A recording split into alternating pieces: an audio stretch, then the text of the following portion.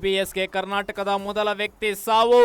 ಮಹಾರಾಷ್ಟ್ರದ ಆಸ್ಪತ್ರೆಯಲ್ಲಿ ಚಿಕ್ಕೋಡಿ ವ್ಯಕ್ತಿ ನಿಧನ ಹೊಂದಿದ್ದಾರೆ. ದೇಶದ 6 ರಾಜ್ಯಗಳಲ್ಲಿ ಈವರೆಗೆ 19 ಜನ ಬಲಿಯಾಗಿದ್ದಾರೆ.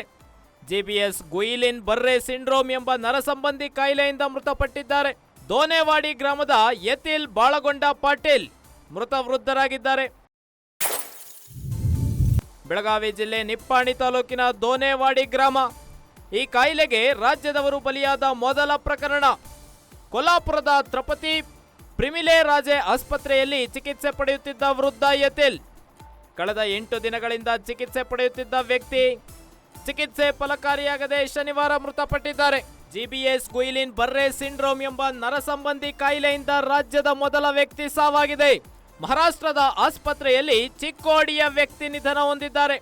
ದೇಶದ 6 ರಾಜ್ಯಗಳಲ್ಲಿ ಈವರೆಗೆ 19 ಜನ ಈ ಒಂದು ಸಿಂಡ್ರೋಮ್ಗೆ ಬಲಿಯಾಗಿದ್ದಾರೆ. ಜಿಬಿಎಸ್ ಗುಯಿಲಿನ್ ಬರ್ರೆ ಸಿಂಡ್ರೋಮ್ ಇದು ಒಂದು ನರಸಂಬಂಧಿ ಕಾಯಿಲೆ. ಈ ಒಂದು ಕಾಯಿಲೆಗೆ ಕರ್ನಾಟಕ ರಾಜ್ಯದ ಚಿಕ್ಕೋಡಿಯ ವ್ಯಕ್ತಿ ಮೃತಪಟ್ಟಿದ್ದಾರೆ. ಕರ್ನಾಟಕದ ಮೊದಲ ಸಾವು ಇದು. ಈ ಒಂದು ಕಾಯಿಲೆಗೆ ಒಳಪಟ್ಟು ಕರ್ನಾಟಕದಲ್ಲಿ ಮೊದಲ ವ್ಯಕ್ತಿ ಸತ್ತಿದ್ದಾರೆ. ಈ ಕಾಯಿಲೆಗೆ ರಾಜ್ಯದವರು ಬಲಿಯಾದ ಮೊದಲ ಪ್ರಕರಣ ಇದು. ಕೊಲ್ಲಾಪುರದ ತ್ರಪತಿ ಪ್ರಿಮಿಲೆ ರಾಜೆ ಆಸ್ಪತ್ರೆಯಲ್ಲಿ ಚಿಕಿತ್ಸೆ ಪಡೆಯುತ್ತಾ ಇದ್ರು ಈ ವೃದ್ಧ ಯತಿಲ್. ಕಳೆದ 8 ದಿನಗಳಿಂದ ಚಿಕಿತ್ಸೆ ಪಡಿತಾ ಇದ್ರು. ಆದರೆ ಚಿಕಿತ್ಸೆ ಫಲಕಾರಿಯಾಗದೆ ಈಗ ಚಿಕ್ಕೋಡಿಯ ವ್ಯಕ್ತಿ ಮೃತಪಟ್ಟಿದ್ದಾರೆ. ಬಿಜಿಎಸ್ ಸಿಂಡ್ರೋಮ್ಗೆ ಕರ್ನಾಟಕದ ಮೊದಲ ವ್ಯಕ್ತಿ ಸಾವನ್ನಪ್ಪಿದ್ದಾರೆ.